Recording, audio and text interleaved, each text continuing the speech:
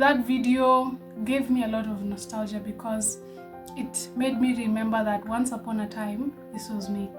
I actually cared so much about what people would say, to the extent where I never realized that they're actually body shaming me. I held back a lot. I held a lot back. I did not give my opinion. Well, hi there, it's Kirubo here and welcome back to another exciting episode. If you're new here, kindly subscribe, and if you're a returning subscriber, like this video and let's get into the episode. Well, what will people say? I believe that is one thing that derails a lot of people from actually progressing in life. What will people say is the first thing that comes to their mind before they make a decision, before they take a step towards doing something in their life.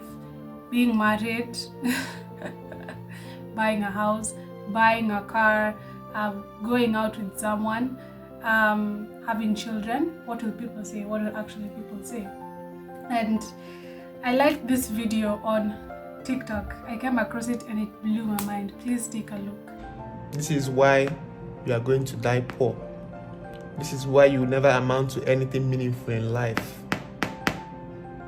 Because of this person. This person that is going to die one day.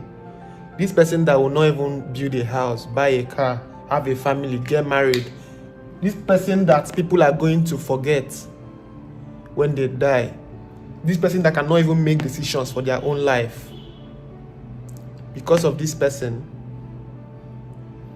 you are holding yourself back. This is what is going to ruin you. It has ruined people like you, and you are not special. If you're over the age of 18, do whatever you want. When you die, you go. Nobody will remember you. Do what you can now. Build that business. Talk to that person. Initiate that conversation. Make that move. These people don't matter. You're better than them. And that video gave me a lot of nostalgia because it made me remember that once upon a time, this was me. I actually cared so much about what people would say, to the extent where I never realized that they're actually body shaming me. I was body shamed, you guys. I was body shamed once upon a time in my life. Well, I was around, how old was I at that point? I was 12 or 13 at this point in time in my life. And people used to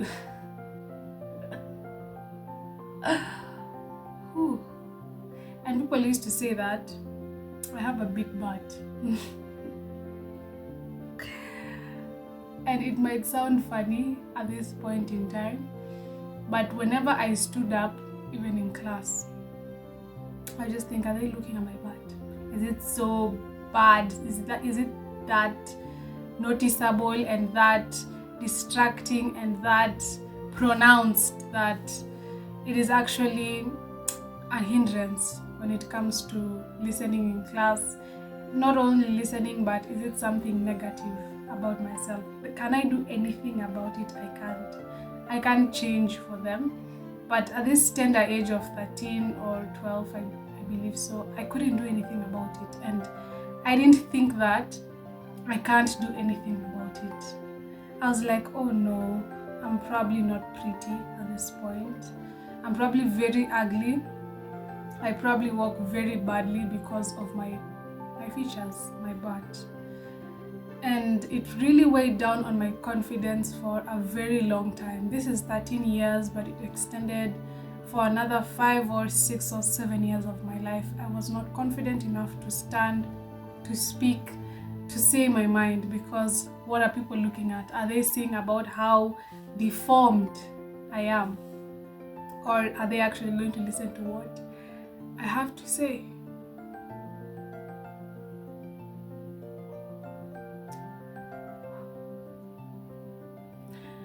And I held back a lot. I held a lot back. I did not give my opinion. I didn't have a stand when it came to matters of essence, things that were important and that needed a real action. I didn't actually take the time to express myself and say, you know what, I think we should do this, because at the back of my mind I was just like, what will people say? But right now in my life, I really, really trust in God, because He is the only person who can speak confidence, Godfidence for that matter. He can speak life into your body. He can speak truth. You know, it's not just an opinion, it's not just a thought that somebody has, it's not just something they're trying to say so that they can put you down.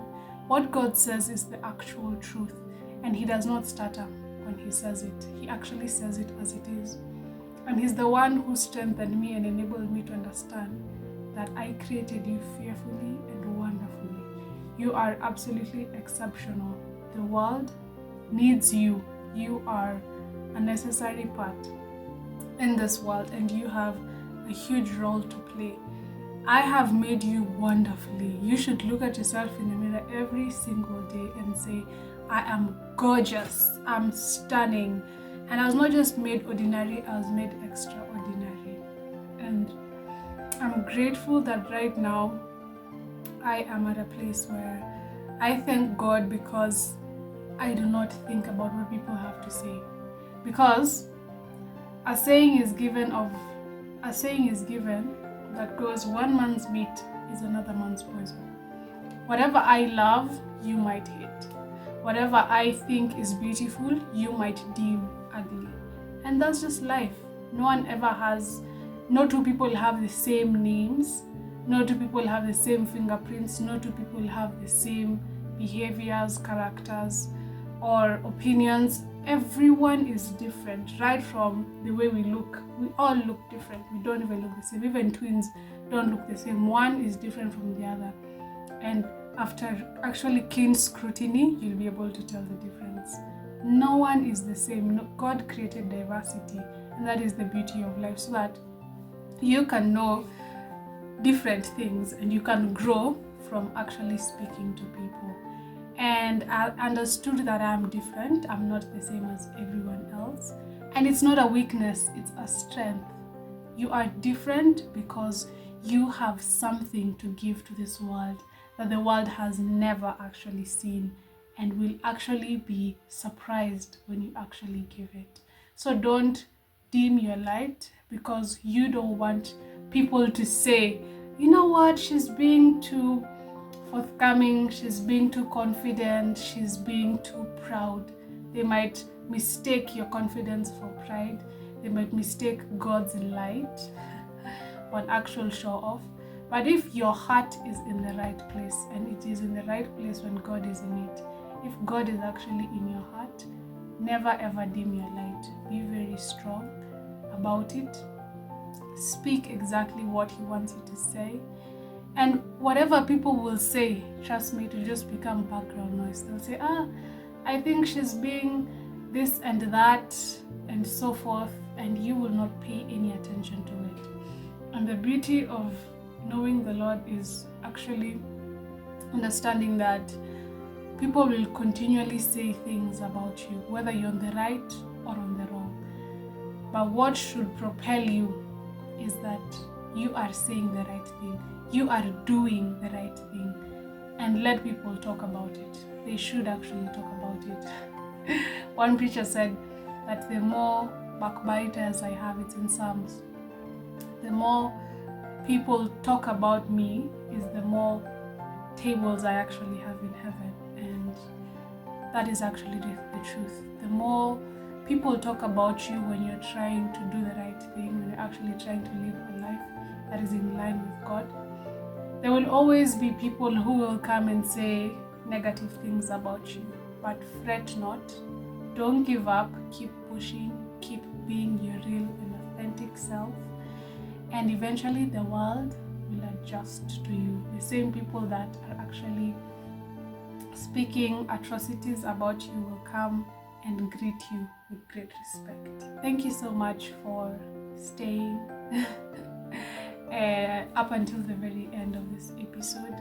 I do feel very excited when I put out an episode. It gives me the confidence that, you know what, you actually got this. You actually got this. And I wanted to say thank you so much for 300 subscribers. Oh my days, 300.